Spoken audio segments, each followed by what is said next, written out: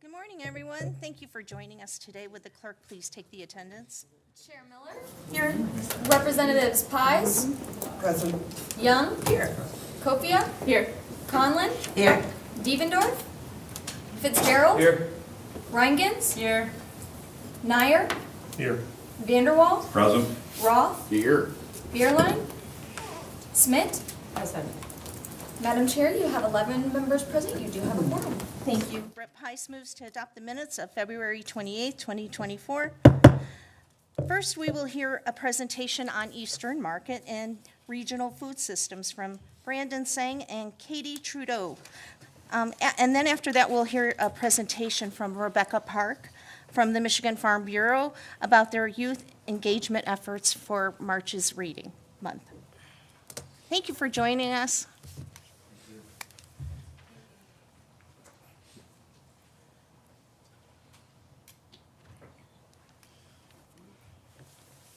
Thank you, Madam, for helping to coordinate today's hearing. I'm Brandon Seng, Director of Food Business Development for the Eastern Market Partnership. I'm joined today by Katy Trudeau, Eastern Market President, Rob Rulig, a longtime grower and vendor in our wholesale market. One of the newer members of our team, Idrik Gode, or Chef E, who leads business coaching and education for us in the market. So Detroit's Eastern Market's been serving the community since 1891. If you can imagine, the coronavirus pandemic was the second pandemic that the Eastern Market has survived. During this most recent pandemic, we did see weaknesses in our food system that we set out to fix and rebuild. We're still loading in and out in our wholesale market at street level in the same way that they did in 1891. We made the case that we needed to improve our infrastructure and improve food safety for our community, and we're so fortunate that in 2022, the state of Michigan came through with a $12 million grant for us to rebuild our wholesale market, to upgrade our facilities, and hopefully stand for the next 100 years.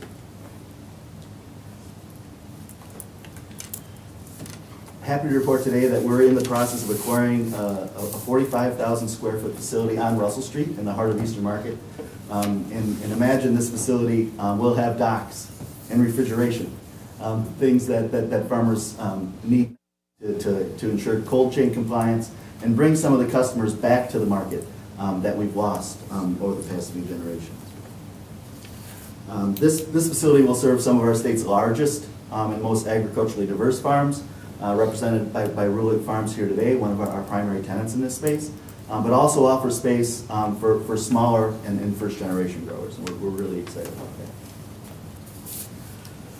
So we know that this space is, when we're complete, we'll be state of the art and cold chain compliant. We know that we want to be positioned to better, and more efficiently serve our farmers. Because in this point in time, every hour and every penny really counts for them. Thank you again for the opportunity to build this facility, not only lead in Michigan, but also be national leaders in this movement toward rebuilding a resilient food system.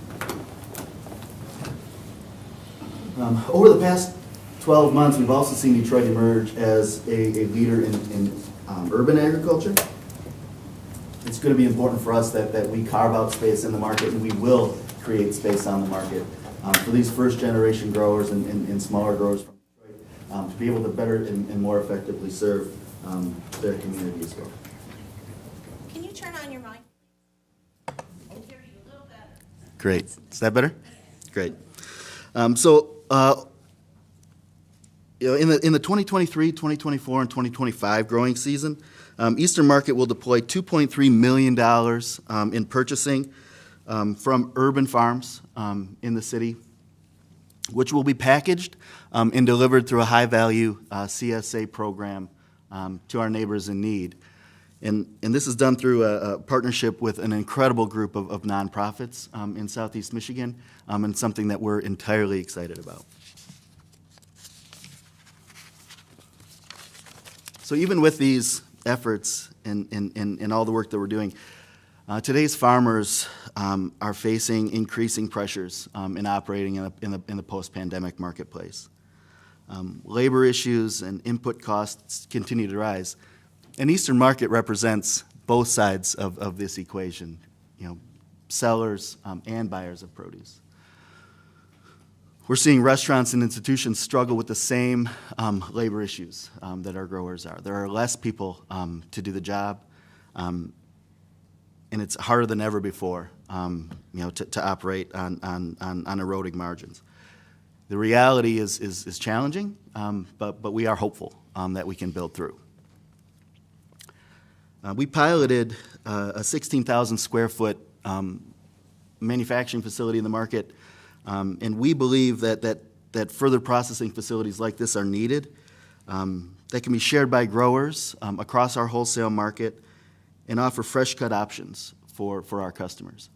So it's not enough for us to sell Michigan onions anymore. We need to sell cut, washed, bagged onions that can be delivered to the back door of a restaurant or institution and used immediately in service. Gone are the days where there's time and resources for that work to happen on site. We need to provide that support closer to market. We're at capacity in this 16,000 square foot facility. We need to add lines for washed and cut kale, hard squashes, peppers, green beans. This is an opportunity. The more that we can add value in the chain, the more relevant we can stay in serving our community. A recent study that we conducted through New Ventures Advisors supports the development of a 40,000 square foot facility for this purpose. And also in that study, we surveyed 105 growers. More than half of the respondents reported that they'd be interested in coming back to market if this critical piece of infrastructure existed. So I'm going to kick it over now to Katy Trudeau to give you a few more updates. All right, thanks, Brandon. So as Brandon mentioned, Eastern Market, we felt the impacts of the COVID pandemic pretty acutely, but it also shed light on a problem that existed in our society long before COVID, and that's issues related to racial and economic disparities in health outcomes. Eastern Market's working on several ways to improve access to food through bringing good food to communities. We do this through programs like that food box program Brandon mentioned earlier, through our reliably run Saturday public market that in the height of that we operate every Saturday of the year round, through wholesale distribution as mentioned. We also do this through making food incentives easy to use, like SNAP benefits and double up food bucks. And then also, which I'd like to pause on a little more in the coming slides, providing nutrition and healthy eating education. We do that through several initiatives. Our food access programs include pop-up farm stands to food box programs, as mentioned. We also operate a wide array of programs to make it easier for vulnerable households to access nutrient foods. Again, I feel like one of the ways we do this the most reliably is through those public markets where you'll find a very diverse selection of healthy food at affordable prices. And then we also do this, again, through expansion of nutrition incentive programs. Wanted to highlight a little, in addition to the processing facility that we're working on now, we are also working on plans to develop a new Shed 4. So what you see here is the existing Shed 4 in the Eastern Market neighborhood. This is a facility that was built in 1938.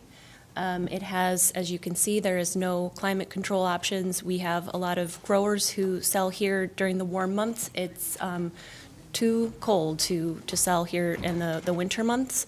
It also has just a lot of structural issues that need to be addressed. And the space there between sheds 5 and 3, which are climate control facilities, is just a tremendous opportunity to expand for growers and other businesses in the market to sell year-round. So what we've contemplated, we do have a little bit of grant funding for this one, but we have contemplated a ground level of a new Shed 4 to include heated vending space to fully meet that demand I described from November to May, which typically is prohibitive for us when we move all of those vendors under Shed 5 or Shed 3. The second level, and this is something we're very excited about because this does not exist in Eastern Market currently.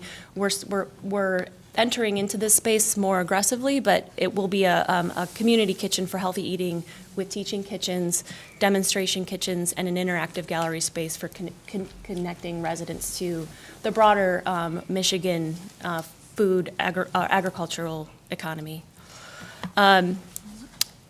As we mentioned, that second floor will be filled with teaching venues. What you see here depicted was an event hosted by Chef E just Monday night, where we're really working collaboratively to expand our opportunities around education to food businesses who are trying to get started and to scale their operations. We want to take that to a different level and really use some of the things that we've learned through these initiatives to scale that to food nutrition education. Really, we run these programs, we have our markets where we're providing access to food, but really taking it to a different level and helping people know how to cook it, to use it, to really help it improve their health outcomes. So I think with that, we're all four of us are here to take any questions. Thank you. I just wanted to say that Eastern Market has done incredible work in the region for years. What more could the state do to help Eastern Market and others grow? I know you touched a little bit on grants, but what else could the state do? Do you want to start with Yeah, I'd like to address that, and I'd also like Rob to put his input on what support the farmer might need at this point. For us, it's about bringing people together and creating that space, and we do struggle with logistics issues, transportation costs, and how we move freight, through the state to get to the market and then back out to buyers. We're looking at some options right now to increase our efficiency and effectiveness in that area. And what we need now is kind of thought leadership. So if there are other best practices out there or folks that are doing this work, either in Michigan or nationally, now is the time for us to really understand what opportunities exist and how we can move forward in that area, because we see that as next to labor the largest issue that we're facing.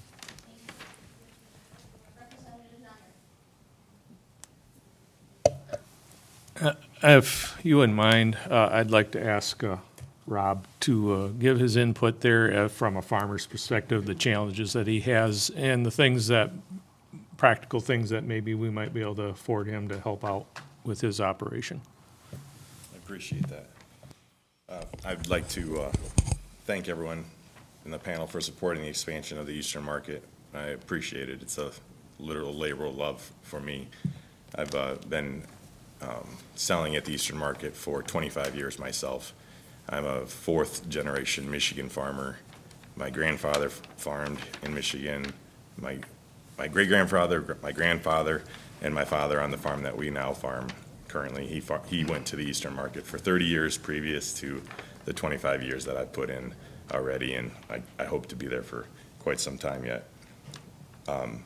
It's a wonderful opportunity, and a major component of keeping us in business is this wholesale warehouse that we've moved into off of the Shed 5 that we used to reside in, and it's helping us continue to be efficient in running our business and compliant with the increasing food safety regulations that are mandated here that we have to deal with every day.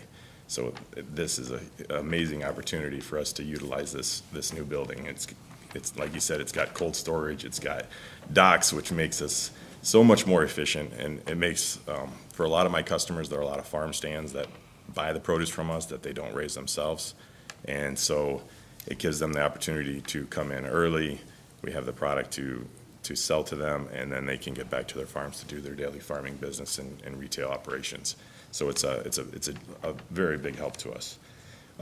As far as things that the state could do, one of the most pressing and concerning things that we are facing and biggest challenges that we are facing currently is the labor situation, on-farm labor. So I'm going to read some of this because it's just some details so I would like to express my thoughts and make you aware of the issue that is causing the most concern in our specialty crop agriculture, not just in Michigan, but nationwide. For the first time in 2023, the U.S. was a net importer of food. The USDA estimates it will be 2.9% higher in 2024. From 22 to 23, the increase was 6%. That's a dramatic number in terms of how much produce that we produce in this country and consume. We want to grow fresh food here. Most of the domestic food supply is planted, cared for, and harvested by legal foreign guest workers. These workers contribute to the local economies. We struggle and strive to employ local people in these positions, and it's a challenge. People want jobs, but they don't want to do the kind of jobs that we have. They're hard, they're intensive, and it's about the most difficult job you can imagine, working on these types of situations, harvesting crops from a day-to-day basis in all kinds of weather.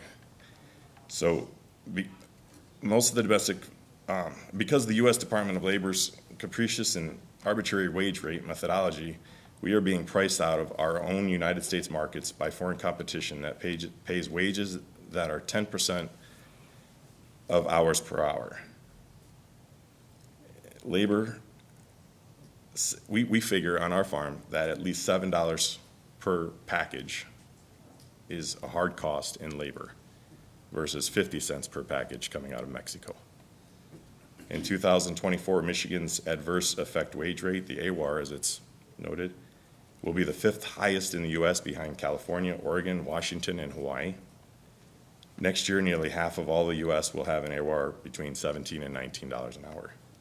In 2014, when we started using this H-2A program, the rate was $11.49 an hour.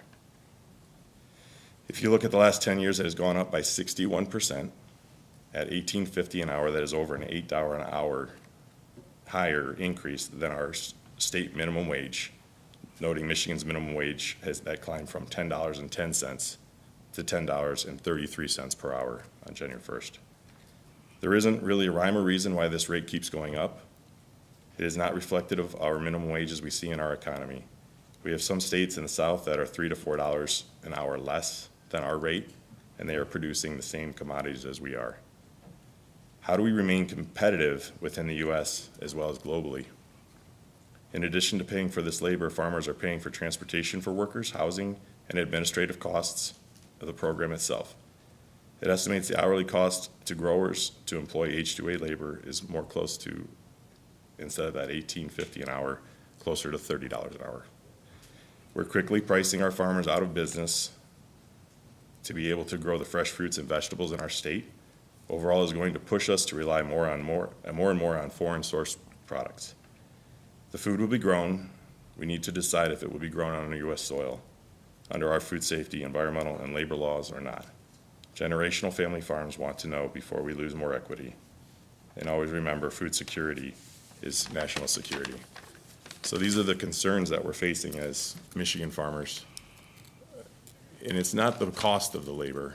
The laborers deserve every bit that they get. It's the competitive nature of our business. We're not producing widgets that you can put on a shelf and charge tomorrow the same price that you're charging today or more. We're producing perishable commodities that are market-based from supply and demand. And with the increase in inflation and food costs to consumers, they have options.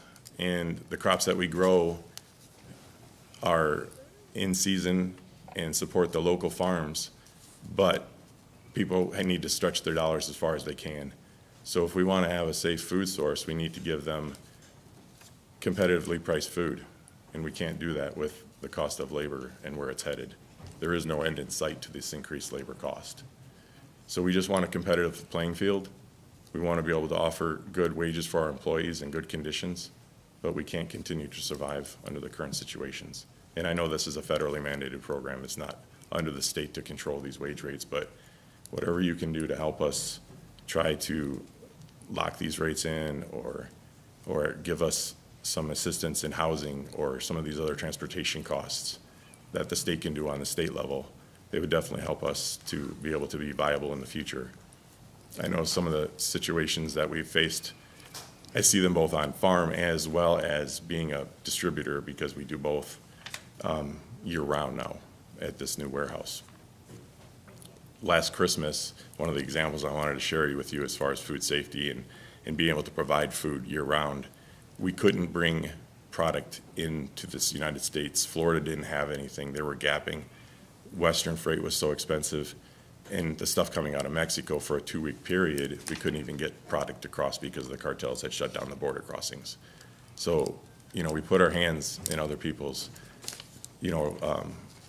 our food in other people's responsibility, and we're going to be in trouble at some point. So those are my concerns. Thank you. Thanks, Madam Chair. My comments were going to relate to processing, but I want to respond to one of the things you just said about housing and transportation. I think this is a common theme we keep hearing from the Make It in Michigan, or the Make, so whatever the population thing is that the governor had. Housing and transit are two major issues, and we see it here affecting our food supply.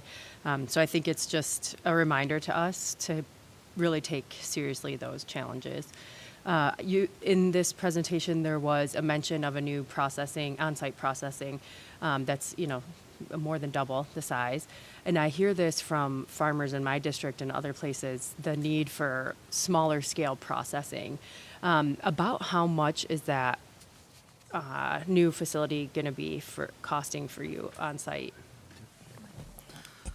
So the cost to build out on that facility, we estimated about $17 million. Okay. Ours, it's 46,000 square feet. Okay, and that's for produce, not for any animal products, right? That's correct. Only Michigan specialty crops. Yep, produce. Okay, thank you. Representative Vanderwall. Thank you, Madam Chair. Appreciate it. Thank all of you for being here. It's always fun to hear about the Eastern Market, as I've visited several times. Can you just kind of walk us, I guess what I would like to know is, what have you seen in the increase? What's your projected foot traffic, and how many different facilities are involved with the Eastern Market? Sure. So we, when it comes to foot traffic, we're seeing I'll speak anecdotally to like a typical Saturday market, which runs from 6 a.m. to 4 p.m. Every Saturday year round. We're seeing at the height attendance in those of somewhere between 20 and 30,000. And then some of our specialty events like Flower Day, which is the third Sunday in May, we sometimes see attendees at events like that as nearing 100,000. And then on the facility side, we are, the Eastern Market Partnership has been in existence for about 17 years. We operate the facility, the public sheds. There are 4 primary sheds where we run the public markets, sheds 2, 3, 4, and 5. They're all owned by the City of Detroit. So we operate those facilities via an operations and management agreement with the City of Detroit. And we keep them in a state of good repair via a small operating grant from the City of Detroit, but a little bit of earned revenue through those public markets and other special events, and also philanthropic and corporate support really help us to keep those things going. But it really is, so I mentioned the Shed 4 project. It's being able to build something like that out that will help us to not only serve our clients and farmers, growers, small food businesses, it will help us serve them better, but it also helps the organization sustain itself through some of those earned revenue opportunities. And then the area in which we're growing is through these development projects.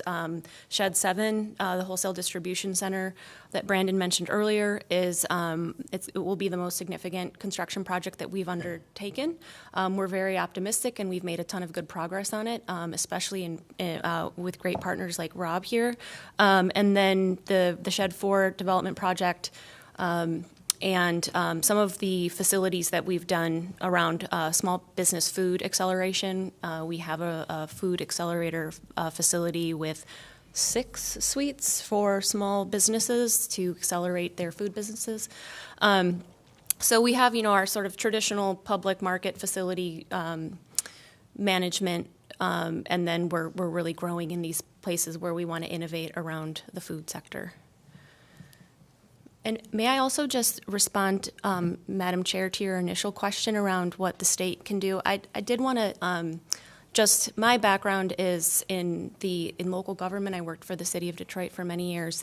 I did want to just say, and in my tenure at the city, I observed an increasing support of city of Detroit from the state, and so I do want to acknowledge my personal and on behalf of the city of Detroit deep appreciation for that. But I do just want to underscore that Eastern Market succeeds when the city of Detroit succeeds, and we see it really.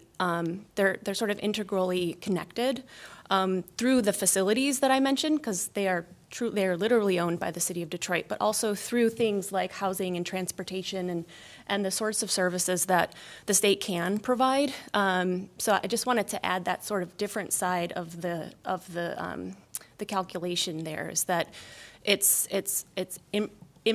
investment in public infrastructure and urban infrastructure that also supports Eastern Market to support the state of Michigan's economy. Thank you for that perspective. I appreciate it. Representative Conlon.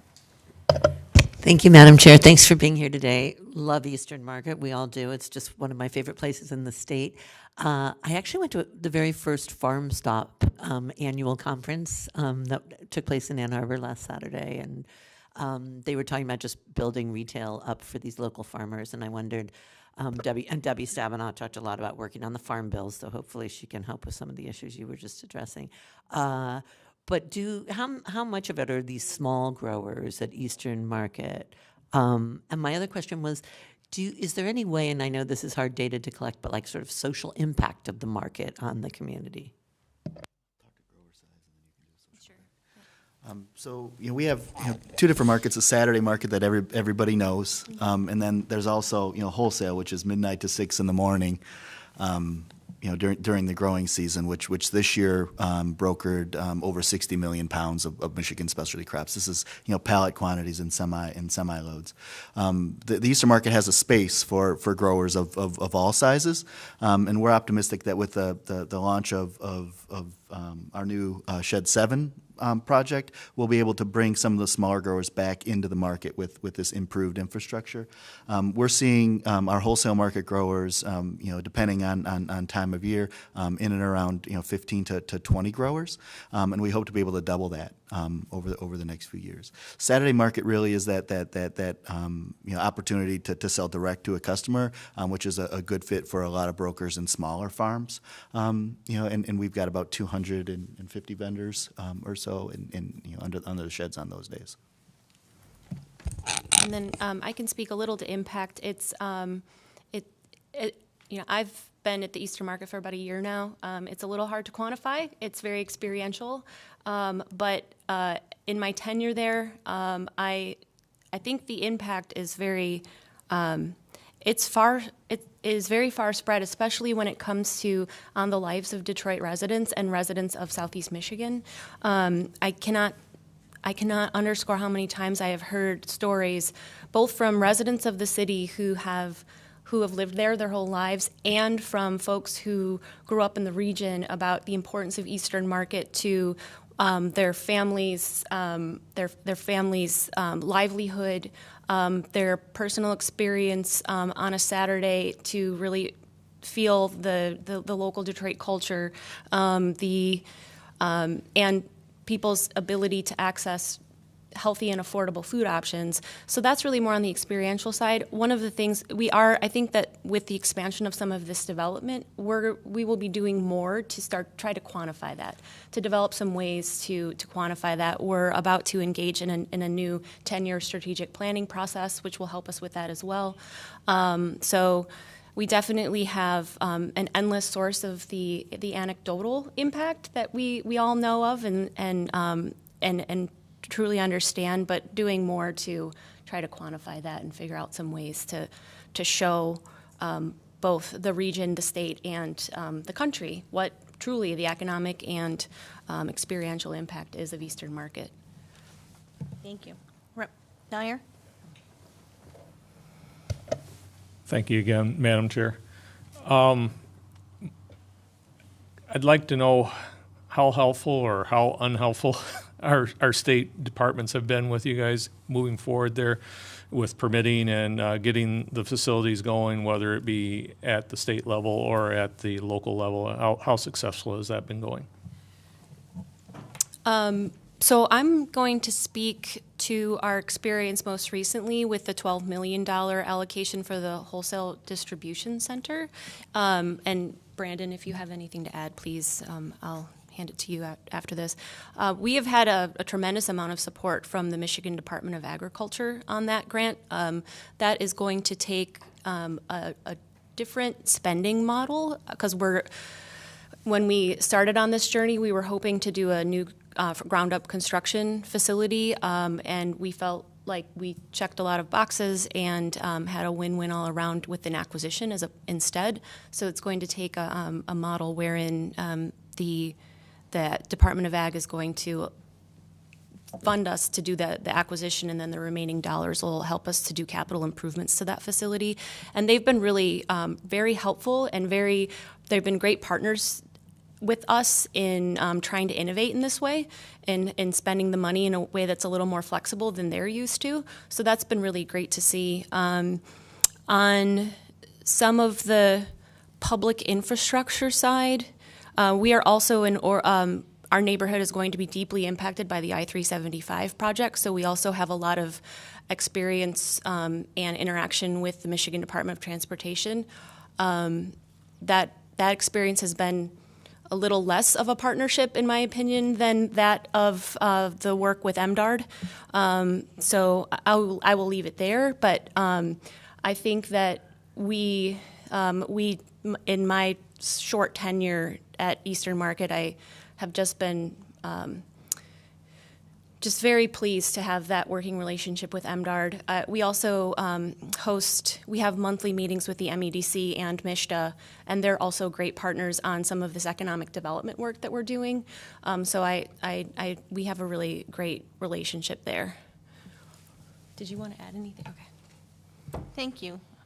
Rep. Heiss? Thank you, Madam Chair. Actually, may have two.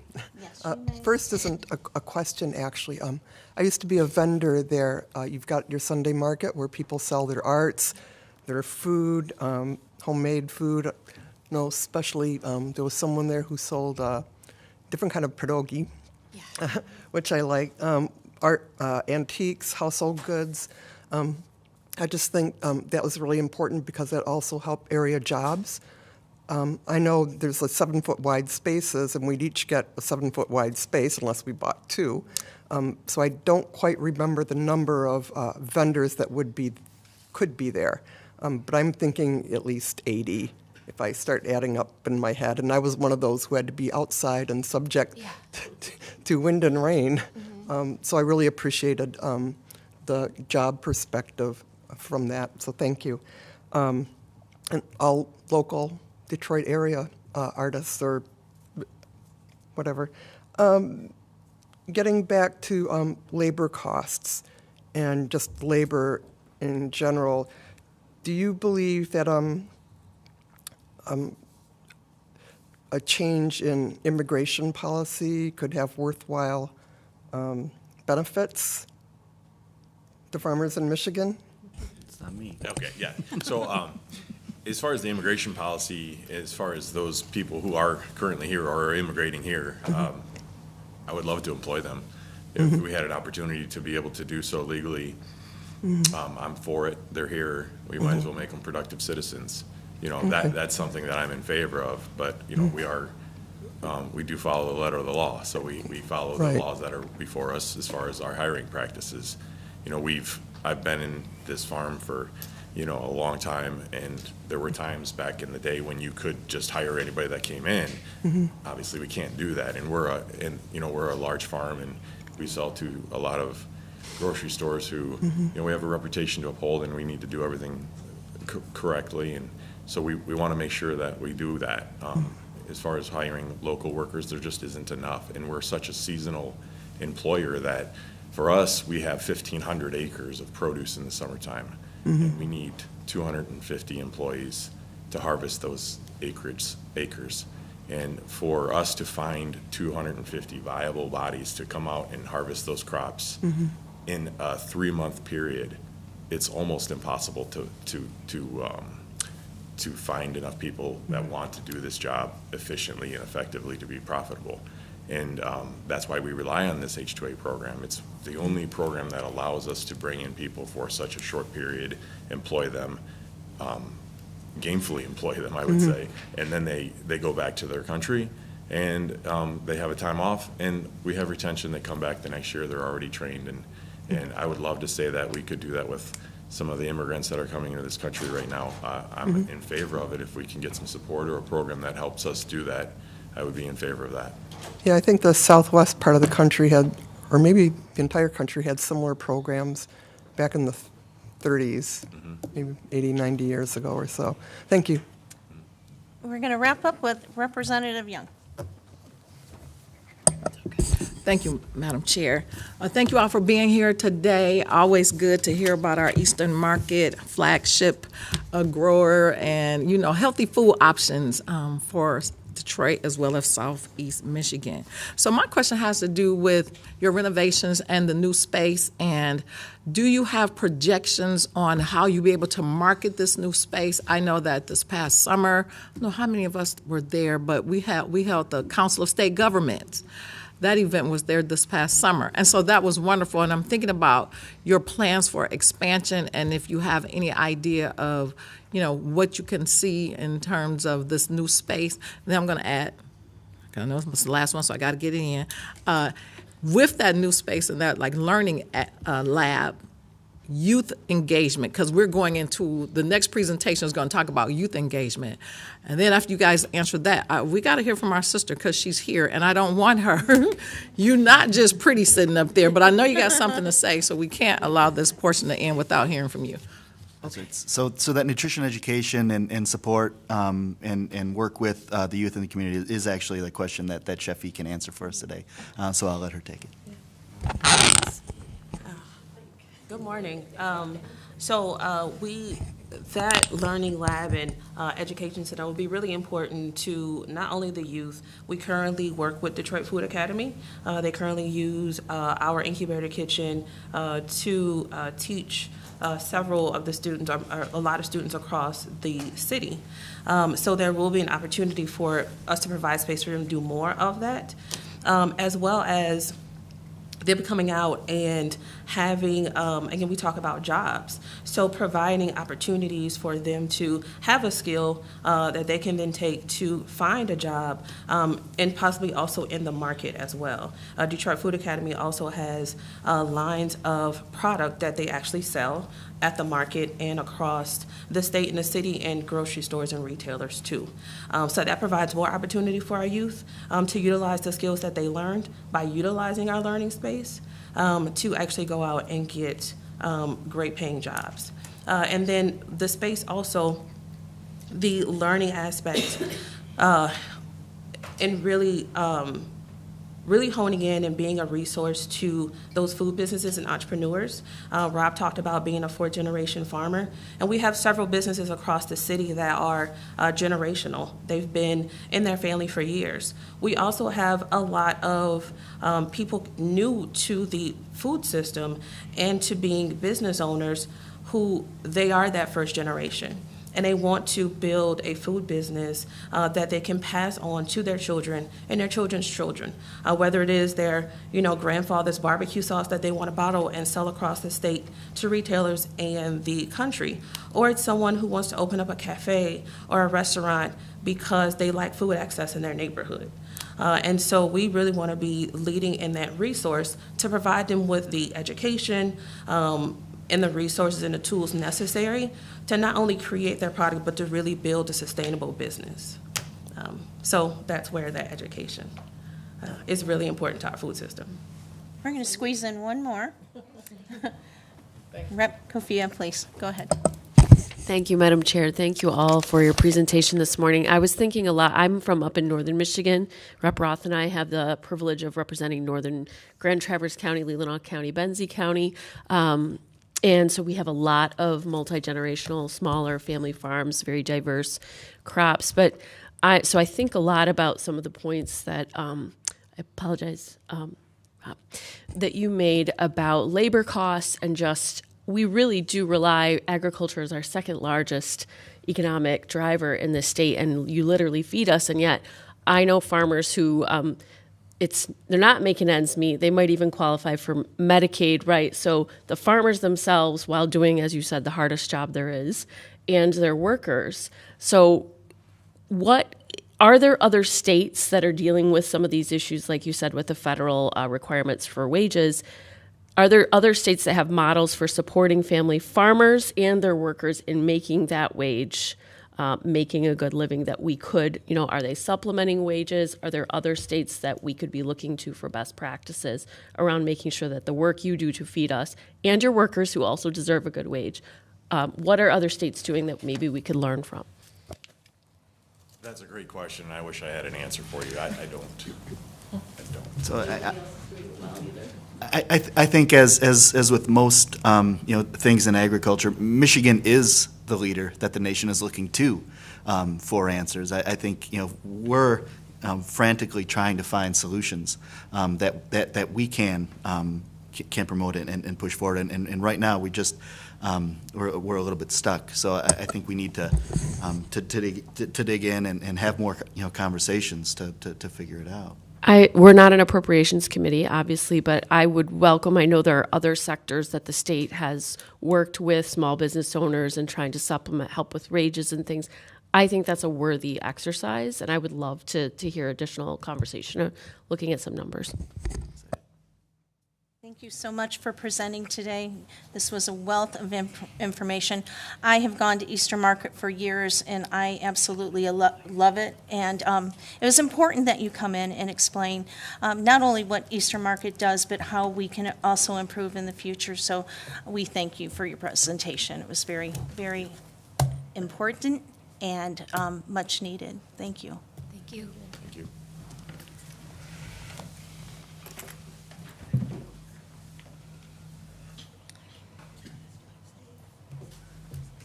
So next up, we have Rebecca Park from Michigan Farm Bureau, who's here to talk about youth engagement efforts for March is Reading Month. Thank you. Good morning, Rebecca. How are you? Good morning, Ms. Chair. Thank you for allowing myself, and I have Tanya Ritter. She is our Manager of Education and Leadership Development at Michigan Farm Bureau.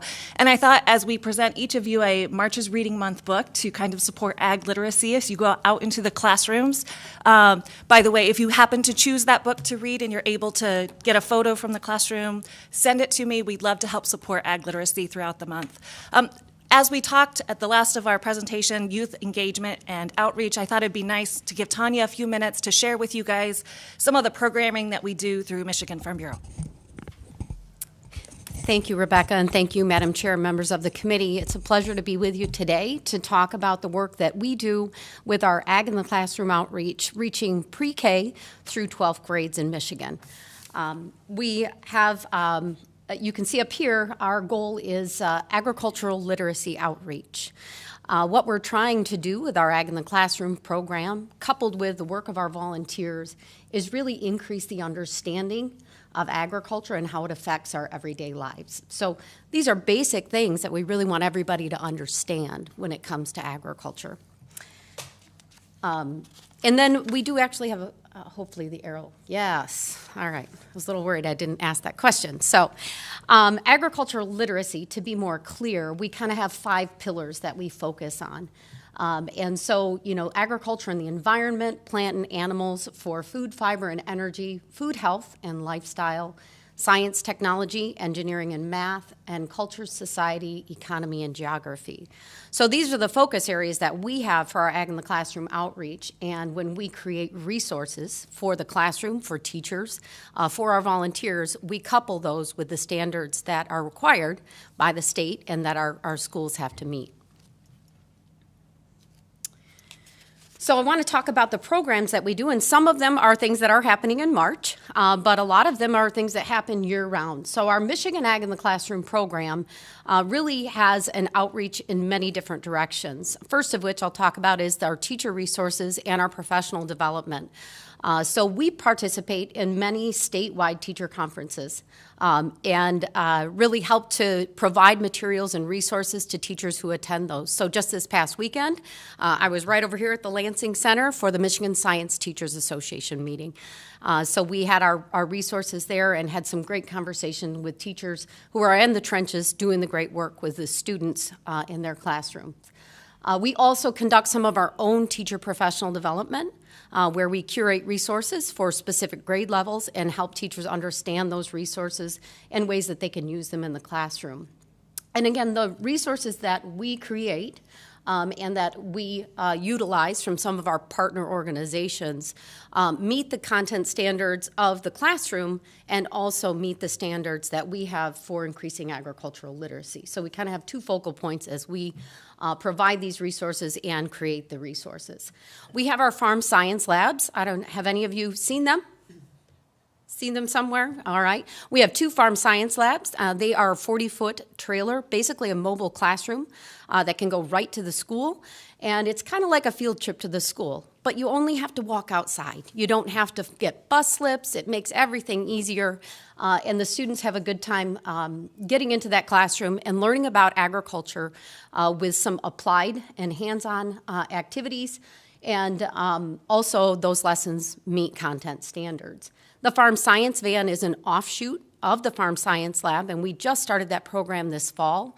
The intent of that program is to perhaps be able to reach smaller schools and also maybe reach more urban schools, because sometimes getting a 40-foot trailer into some of these spaces in urban centers is a challenge. So the van helps us to meet that need. And as well, the Farm Science Van can be reserved for one day. So a smaller school, it makes more sense maybe for them to use our van program. The Farm Science Labs, just to back up a bit, we started that program in 16-17, and the Farm Science Van I mentioned, we just started this fall. The Farm Crate, Lessons in a Box, these were an invention of necessity in 2020, because all of a sudden, like everything else in the world, things came to a halt and we couldn't get to schools. So we thought, well, how do we still provide resources to teachers? How do we help our volunteers still connect with teachers in their community and classrooms in their community? So we made the Farm Crates, basically a lesson in a box with multimedia tools so that a teacher could be teaching remotely or teaching in person. These Farm Crates have an accurate agriculture book in them. They actually have video footage where we went out for each crate and interviewed a farmer, and they talk about what they do on their farm. So children get to see agriculture through that video, and also some interactive lessons that we build into that video platform. And those have been a great opportunity for us, and they continue to be utilized very prevalently by our volunteers and by teachers in the classroom. The Curriculum Matrix is a resource for teachers. Teachers can go to our website and they can search the Curriculum Matrix for content standard. Maybe they want to research it based on a topic. Maybe they want to learn something about animals. And then they can also do it, research it by grade level. So they can put different criteria. They can actually make themselves like a little workbook on that, or basically like a binder on that page, and save resources in a certain place. They can go back and get them. And it's free. Everything there is free. And the Curriculum Matrix really is courtesy of our National Ag in the Classroom programs, which is a collaboration of Ag in the Classroom from the various states across the country. So, and then accurate agriculture books, like the one you have in front of you today. An accurate agriculture book is something that portrays agriculture accurately, probably inherent, but some of the things that would push a book out of accuracy would be if you have a talking cow in the book, right? If you have a talking pig in the book, that's not accurate. Animals don't do those things. So we're going to push them off the list. So what you have in front of you is an accurate agriculture book. So let me talk a little bit how our volunteers work as well, because I'd love for you to know more about the great work of our volunteers. And they do a tremendous lift, and you'll be able to see that when we get to the numbers at the tail end of the presentation. So it is, oops, I didn't move my slide, sorry. It is March, and it is Reading Month, and we also have National Ag Week coming up the week of the 17th. So this is a time when our members do a lot of great activities to promote agriculture, communicate about agriculture, and they get into the classroom and read accurate agriculture books like many of you. And so we provide them resources that help them to do that. And our county farm bureaus create a lot of coordination for those volunteers to get in the classroom. Project Red and Ag Awareness Days, probably about half of our county farm bureaus do these projects. Where 3rd and 4th graders can come out to a central location, and we have volunteers and agriculture industry professionals who present different stations with different topics, and the students just rotate around, probably about every 10-15 minutes, and they learn things about the different aspects of agriculture. The Ag in the Classroom outreach, some of our volunteers go into the classroom and they teach lessons. They have an opportunity and they're comfortable, and they do a great job with that. Field trips to farms. This is a great way for students to see those themselves, and a great opportunity for our members to showcase what they do. Fairs and festivals, a lot of activity happens at those events throughout the summer, fall, and our volunteers do a great job there. Our library programs, we actually in the last couple of years have been looking at the themes for public libraries and what they are doing in the summer, and we've curated a list of 4 or 5 books that really fit within that theme, and added in some activities that our volunteers could do or volunteers could help, a library do. So those are some great opportunities for outreach. And earlier, you were all talking about careers in agriculture and how do we get people into jobs in agriculture.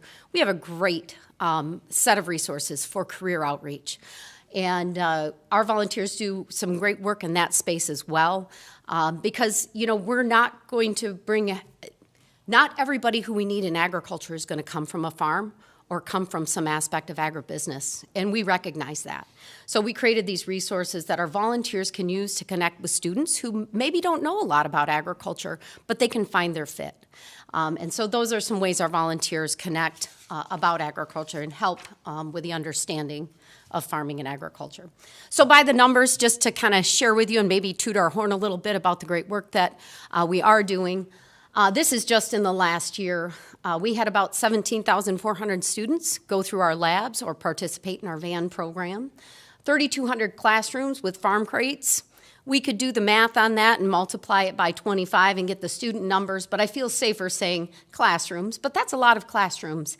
And 4,500 teacher touch points with the programs, which if we can get the teachers to see these resources and use them in their classroom, that's the biggest win to help students understand agriculture on a daily basis. Our volunteer-led outreach through the various programs I mentioned, we reached nearly 53,000 students with our volunteer programs. Our volunteer force is a fantastic group, and they do some great work. And really, honestly, our farmers are the most credible resource when it comes to talking about agriculture. So we provide them with resources and materials to do that work.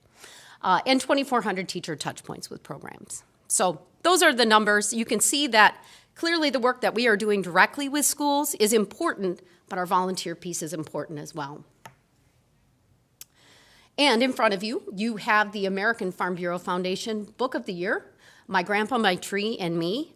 Probably you haven't had a chance to read that just yet, but please take a look at it. It's a beautiful story about multi-generational family relationships, about caring for a tree, and in the process, students are going to learn a little bit about tree farms and how we grow pecans. Now, we don't necessarily do a lot of that here in Michigan, right? But we're fair access. We want access for all, but we do have a lot of tree fruit farming here in Michigan. So it's a beautiful story. We hope you can read the book and use the book as you go into classrooms. The other thing that I really love about the book is there's just additional information in there that a student could explore and use and learn, or a teacher could use in their classroom as well. So with that, I think we're wrapping up, and I can turn it back over to Rebecca if she has any final comments. But so you have some information if you want to find more out about our programs. Our Michigan Ag in the Classroom program you can find at myagclassroom.org. And you'll be able to connect with our Farm Science Lab, our Farm Science Van, all the things I talked about. The agfoundation.org, American Farm Bureau Foundation. If this isn't your favorite accurate agriculture book, you can go to the American Farm Bureau Foundation page, and you can find a list of accurate agriculture books. And also the National Ag in the Classroom organization, agclassroom.org. There are a lot of great resources there as well. And again, that is our multi-state partnership to help students pre-K through 12 learn more about agriculture and where their food and fiber comes from. Thank you. Thank you for that wonderful presentation. This is an excellent program. You've answered all of my questions, but I just want to say that we need to teach the kids that the food doesn't come from Meijer first. First and foremost. Do you partner with anyone, say Scholastic or anyone like that, and how do you update this program yearly, or do you? This is incredible, you bringing in the vans, but how do you keep up with technology and changes? Yeah, so our partnerships, we don't necessarily partner with Scholastic, but we do have some partnerships through National Ag in the Classroom in a lot of ways. So some of the lessons that you would find on the curriculum matrix could be through some partnerships that we have had, even sometimes with projects that have happened through USDA, for example. So on a state level, we partner with a lot of the other agricultural commodity organizations because they really have a ton of great information, and we want to do things in concert with them. Sure. So we partner with them. We have partnered with, most recently, some of our work on our water lesson and our soil lesson with conservation districts because they've been a great resource for us as well in really helping us to make sure that everything is accurate. Everything is the way that things are working out in the environment. So those are kind of the partnerships that we tend to strike up. Probably not as much your traditional, in the, Scholastic or other outreach that's in the classroom. How do we keep things up to date? Well, that's always a struggle because, like anybody, we like to create new things, right? And we want to make something novel. But our farm crates, for example, we have two farm crates that we created in 2020 that we put on the shelf for a while. We know they need some improvements. We're trying to figure out how to, for example, we have an apple crate that we launched in the fall of 2020. And that crate we discovered as we gathered teacher feedback that it really wasn't being used in the fall because the content standards were actually more geared toward the end of the school year. So students hadn't learned that yet. It was a second grade standard, but they're going to learn it at the end of the school year, for example. So, we take that feedback and we've paused that farm crate, and, we need to do some renovations to it. And so that's kind of how we do things. We gather teacher feedback. We gather teacher feedback constantly on our Farm Science Lab program and our Farm Science Van program. And some of the best modifications have come from the ideas that those teachers have provided us. Excellent, thank you. Representative Nyer. Thank you, Madam Chair. Thank you for coming here today. Obviously, this requires a lot of resources, and who do you partner with? Financial wise, who are some of your biggest contributors? Yeah, that is a great question, Representative Nyer, because it does take a lot of resources to do this. And in fact, what we charge for the Farm Science Lab to the schools is probably about half of the cost that it really costs us to run that per day. And that is courtesy of our sponsors and supporters of our program. Some of our larger sponsors would be, Greenstone Farm Credit has been a great sponsor of our program. Agro Liquid, they have their own, training and educational facility north of Lansing here. They've been a great supporter. And I mentioned many of our commodity organizations support our programming as well. So I mean, the list is long because it takes a fair amount of money to do this program year over year, and a 40-foot trailer is not an inexpensive thing to purchase. I actually would be afraid to kind of think about what it would cost us now. The last lab that we bought was in 2019. Our second lab was purchased in 2019. And by the time we got that outfitted, ready to go and wrapped, we're probably into it for about $150,000. Wow. Yeah. Thank you. Rep. Heiss? Thank you, Madam Chair. Thank you, Madam Chair. Your mobile bus, since you only have 2 in the state, Yep. what areas do you tend to go to? And I'm wondering what urban areas, and also, do you do workshops or events outside of the classroom? Yeah, so we have 2 farm science labs, and we have the farm science van now on the road. We cover the entire state. We have taken the farm science lab up to the Upper Peninsula multiple times. But we do also cover urban areas. And our farm science van has actually been able to get into more urban areas in Wayne County.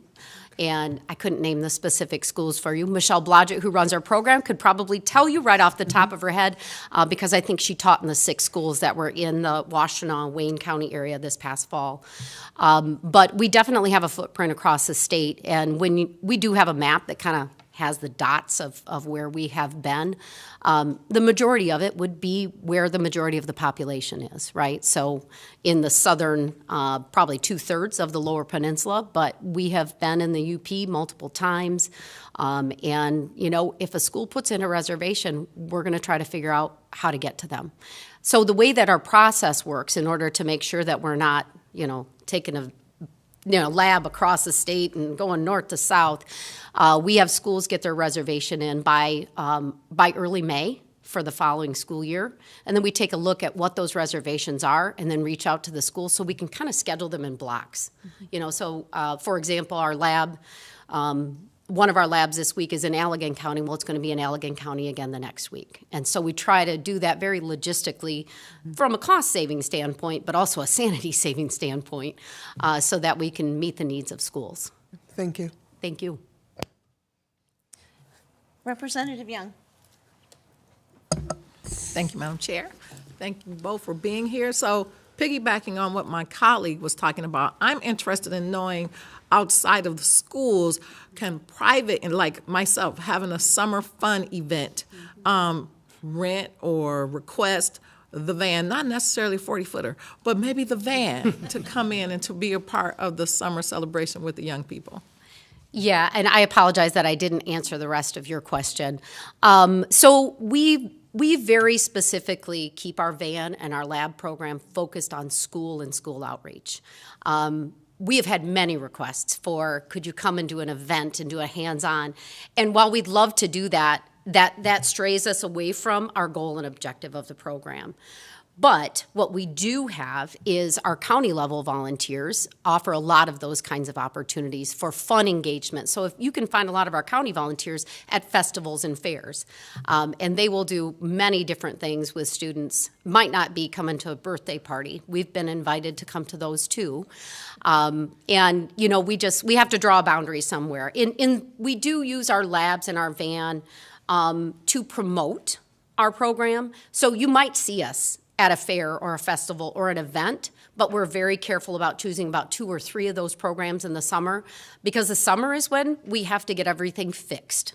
So we have to do a lot of repairs because, there's just wear and tear. And we have to restock our supplies, and we actually train our regional educators who provide the programming. We train them in the summer as well. And so that kind of limits us how much time we can actually spend doing these things. So we're pretty careful about what we do. But if you have a great event where we could showcase and market our labs and van, we probably would consider it. Okay, well, that's good to know. I do just want to add that the Strawberry Book from last year was a huge hit. You know, I sent pictures of myself reading it to the kids. They were all engaged, so I'm looking forward to seeing what Grandpa, My Tree and Me has to offer. Thank you all again.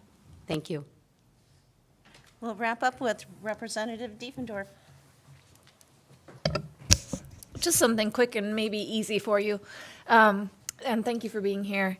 What is the average cost to a school that wants to participate in this? And does your organization help to engage regional sponsors for those schools that are maybe less resourced and it's less affordable to help with the cost of these tools? Yeah, I appreciate your question. You can only pack so much into a 10-minute presentation, but I love the opportunity to be able to talk about this piece.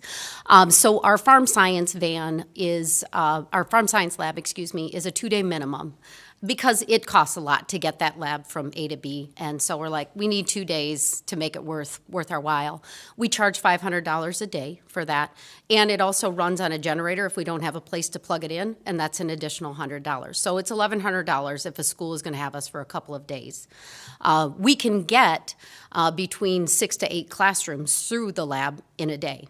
So we can service a lot of students in a day at a school, and that's because our lessons are 30 minutes for K through 2, shorter attention spans, and like to touch all the things, right? So we kind of got to have that focused, and then we do a 50-minute for 3rd through 5th. So they have an opportunity to get more in-depth and a little more hands-on in the 3rd through 5th. But we can get about 8 classrooms through in a day.